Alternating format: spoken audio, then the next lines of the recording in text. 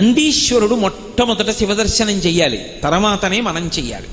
నందికి శివుడికి మధ్యలోంచి వెళ్ళకూడదు. అటువంటి బసవయ్య ఆయన ప్రథమ దర్శనం చేస్తూ ఉంటాడు. ఒక్కొక్కచో నంది ఎంత అనుగ్రహాన్ని ఇచ్చేస్తాడంటే ఇక పునర్జన్మ లేకుండా కూడా చెయ్యగలడు. శ్రీశైలంలో ఇప్పటికీ కూడా శిఖరేశ్వరము అని ఒక ప్రదేశం ఉంది. అక్కడ కొండ పైకి ఎక్కుతారు, మెట్లదారి ఉంటుంది. ఆ పైకి ఎక్కి అక్కడ చరణంది ఉంటుంది, నంది తిప్పుతారు.